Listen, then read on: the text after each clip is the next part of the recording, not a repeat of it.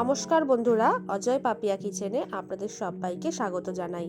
বন্ধুরা, আমি আপনাদের সঙ্গে আজকে পাটিসাপটা পিঠা রেসিপি শেয়ার করব। এই পাটিসাপটা পিঠা বানানোর সময় কিন্তু একটুও ভেঙে যাবে না, আর প্যানের মধ্যেও কিন্তু লেগে যাবে না, আর তৈরি হবে খুব নরম আর তুলতুলে। তাহলে বন্ধুরা চলুন শুরু করি আজকে রেসিপি। প্রথমেই আমি একটা এইরকম মিক্সিং জার নিয়ে নিয়েছি। এই মিক্সিং জারের মধ্যে নিয়ে নিচ্ছি 1/3 কাপ পরিমাণে সুজি। সুজিটাকে প্রথমেই আমি ভালোভাবে গুঁড়িয়ে নেব। তো বন্ধুরা, আমি এখানে সুজিটাকে ভালোভাবে গুঁড়ো করে নিয়েছি। এই দেখুন, এটাকে আমি সরিয়ে রেখে দিলাম। এদিকে আমি এবার একটা বাটি নিয়ে নিলাম। এই বাটির মধ্যে নিয়ে নিচ্ছি 1 কাপ পরিমাণে চালের গুঁড়ো। আমি এখানে সিদ্ধ চালের গুঁড়ো ব্যবহার করছি। এই চালের গুঁড়োর মধ্যেই দিয়ে দিলাম 1/2 কাপ পরিমাণে ময়দা। বন্ধুরা, আপনারা মাপগুলো ভালোভাবে খেয়াল করবেন। এবার যে সুজিটা আমি গুঁড়ো করে রেখেছিলাম সেই সুজিটা আমি দিয়ে দেব, পুরোটাই দিয়ে দিলাম। তার সাথে দিয়ে দিচ্ছি 1/3 কাপ পরিমাণে চিনির গুঁড়ো। আমি এখানে গোটা চিনির ব্যবহার করিনি, চিনিটাকে গুঁড়ো করে নিয়ে তারপরে ব্যবহার করেছি। আপনারা চাইলে গোটা চিনির ব্যবহারও করতে পারেন। 2 চা চামচ দিয়ে দিলাম গুঁড়ো দুধ, আর সামান্য পরিমাণে একটু নুন দিয়ে দিলাম। এই সব কিছু দেওয়ার পরে শুকনো উপকরণগুলোকে ভালোভাবে চামচের সাহায্যে আমি মিশিয়ে নিচ্ছি। ভালোভাবে আমি সব কিছু মিশিয়ে নিয়েছি। মিশিয়ে নেবার পর আমি এখানে নিয়ে নিয়েছি দুধ। আমি উষ্ণ গরম দুধের ব্যবহার করছি। এই দুধ দিয়ে আমি পাটিসাপটা পিঠার ব্যাটারটা তৈরি করব। কোনো রকম জলের ব্যবহার কিন্তু করব না। আর কতটা দুধ লাগছে আমি আপনাদেরকে শেষে বলে দেব। দুধ দিয়ে এইভাবে আমি ব্যাটারটা তৈরি করে নিচ্ছি। বন্ধুরা, দুধ দিয়ে যদি এই ব্যাটারটা তৈরি করা হয় তাহলে কিন্তু পাটিসাপটা পিঠার টেস্টটা অনেকটাই ভালো হয়। বন্ধুরা, আপনারা খেয়াল করুন, আমি হাতের সাহায্যেও কিন্তু ভালোভাবে এই ব্যাটারটাকে মেখে নিচ্ছি। এই ব্যাটারটা যত ভালোভাবে মেখে নেওয়া হবে ততই কিন্তু পাটিসাপটা পিঠাটা খুব সুন্দর তৈরি হবে। ব্যাটারটা তৈরি করে নেওয়া হয়ে গেছে। এই ব্যাটারটা তৈরি করতে আমার মোট 3 কাপ পরিমাণে দুধ লেগেছে। আর ব্যাটারের ঘনত্বটা কিন্তু ঠিক এই রকম রাখতে হবে, একদম ঘনও না আবার একদম পাতলাও নয়। আপনারা আশা করছি দেখে বুঝতেই পারছেন যে ব্যাটারটা আমি কী রকম ঘনত্বে রেখেছি। ঠিক কিন্তু এই রকম ঘনত্বেরই রাখতে হবে।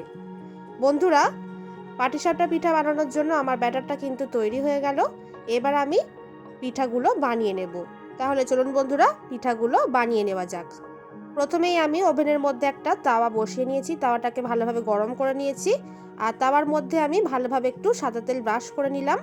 এবার এইভাবে 1 হাতা ব্যাটার এবার তাওয়ার মাঝখানে আমি দিয়ে দিলাম। দেওয়ার পরে এইভাবে হাতার সাহায্যেই আমি ভালোভাবে গোল করে এইভাবে চাড়িয়ে নিচ্ছি। এইভাবে চাড়িয়ে নেওয়ার পর এটাকে আমি 2 মিনিটের জন্য হতে দিয়েছিলাম, আর গ্যাসের ফ্লেম অবশ্যই মিডিয়ামে রাখতে হবে।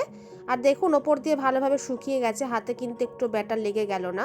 এবার আমি পুর দিয়ে দিচ্ছি। আমি মাখা সন্দেশ দিয়ে পুর দিচ্ছি। আপনারা চাইলে আপনারা নারকেলের পুর দিয়েও এই পিঠাটা তৈরি করতে পারেন। পুরটা দেওয়ার পর এইভাবে হাতের সাহায্যে আমি ভালোভাবে রোল করে নিচ্ছি। আপনারা ভালোভাবে খেয়াল করুন বন্ধুরা, একটুও কিন্তু প্যানের মধ্যে লেগে যাচ্ছে না, আর পিঠাটা কিন্তু ভেঙেও যাচ্ছে না। বন্ধুরা, এই দেখুন, একটা পাটিসাপটা পিঠা কিন্তু তৈরি হয়ে গেল। কত সুন্দরভাবে তৈরি হয়েছে আপনারা দেখে হয়তো বুঝতেই পারলেন।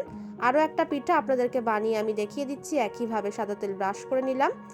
তারপরে 1 হাতা ব্যাটার আমি দিয়ে দিলাম আর চাড়িয়ে নিলাম হাতার সাহায্যে।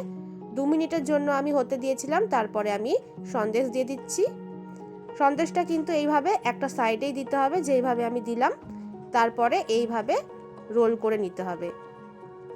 বন্ধুরা, এইভাবে পাটিসাপটা পিঠা বানালে কিন্তু পিঠাটা খেতে যতটা সুন্দর হয় তেমনই কিন্তু নরম আর তুলতুলে হয়, আর একটু প্যানে আটকেও যায় না, ভেঙেও যায় না।